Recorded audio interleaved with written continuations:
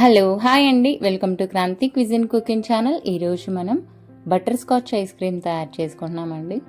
బయట కొనే దానికన్నా కూడా టేస్ట్ ఇంకా బాగుంటుంది. ఇలా చూపించినట్టుగా తయారు చేసుకోండి. చేసుకోవడానికి కూడా చాలా తక్కువ ఇంగ్రీడియంట్స్ పడుతుంది. అలాగే ఏ మిషన్స్ లేకుండా మనం చక్కగా తయారు చేసుకోవచ్చు అనమాట. అలాగే వీడియో చివరి వరకు చూడండి, స్కిప్ చేయకుండా. వీడియో నచ్చితే లైక్ అండ్ సబ్స్క్రైబ్ చేయండి. ముందుగా అరకప్పు పాలు తీసుకొని దాంట్లో 3 టేబుల్ స్పూన్ల కస్టర్డ్ పౌడర్ వేసుకొని ఇందులో గడ్డలు అనేవి లేకుండా చక్కగా కలిపేసుకోండి.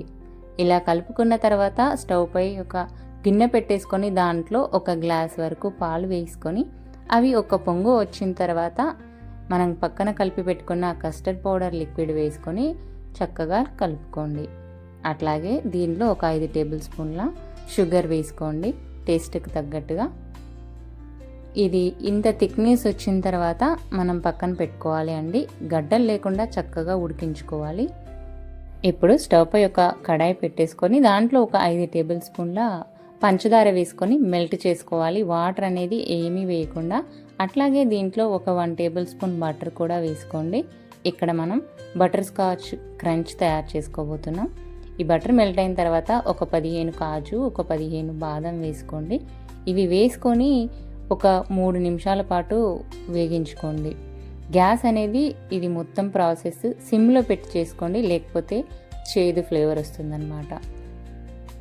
ఇవి కాసేపు ఉడికించుకున్న తర్వాత పక్కన పెట్టేసుకొని ఇలా ఆరబెట్టేసుకుంటే గట్టిగా అయిపోతుంది. దీన్ని దంచేసుకొని మెత్తగా కాకుండా ఇలా కొంచెం క్రష్ లాగా తయారు చేసుకోండి. ఇది మధ్య మధ్యలో తగులుతూ ఉంటే ఫ్లేవర్ బాగుంటుంది. ఇప్పుడు ఒక బౌల్ తీసుకొని దాంట్లో 1 కప్పు విప్పింగ్ క్రీమ్ వేసుకోండి.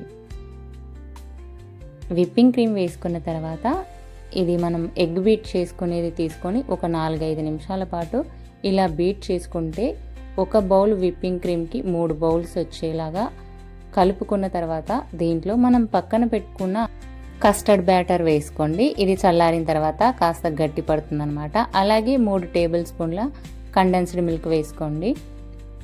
అట్లాగే 2 డ్రాప్స్ బటర్ స్కాచ్ ఎసెన్స్ లేకపోతే వెనిలా ఎసెన్స్ వేసుకోండి.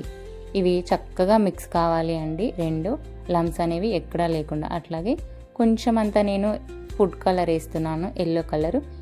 ఈ ఫుడ్ కలర్ అనేది పూర్తిగా ఆప్షనల్ అనండి. ఇది చక్కగా మిక్స్ చేసుకున్న తర్వాత మనం పక్కన పెట్టుకున్న బటర్ స్కాచ్ది క్రష్ ఏదైతే ఉందో ఇందులో వేసుకొని చక్కగా మళ్ళీ ఒకసారి మిక్స్ చేసుకోండి. చూసారు కదా, కలర్ అయితే భలే ఉందన్నమాట. టేస్ట్ అయితే ఎగ్జాక్ట్ బయటకున్న దానికన్నా కూడా చాలా బాగుంది. ఇలా కలిపేసుకున్న తర్వాత పైనుంచి ఇంకొంచెం వేసుకొని దీంతోనైనా చక్కగా ఇలా కవర్ చేసుకున్న తర్వాత ఫ్రిడ్జ్లో ఒక నైట్ అంతా పెట్టేసుకోండి. ఇలా పెట్టి తీసుకొని సర్వ్ చేసుకుంటే చల్లగా బటర్ స్కాచ్ ఐస్ క్రీమ్ అనేది రెడీ అయిపోయిందండి. ఇంత క్వాంటిటీలో మనం బయట కొనాలి అంటే చాలా డబ్బులు అవుతాయి. అంత డబ్బులతో కాకుండా మనం ఈజీగా ఇంట్లోనే తయారు చేసుకోవచ్చు అనమాట. చూసారు కదా ఐస్ క్రీమ్ ఎలా తయారు చేసుకోవాలో పర్ఫెక్ట్గా. మీరు కూడా తప్పకుండా ట్రై చేయండి. వీడియో నచ్చితే లైక్ అండ్ సబ్స్క్రైబ్ చేయండి. ఇంగ్రీడియంట్స్ డిస్క్రిప్షన్లో ఉన్నాయి, చెక్ చేయండి.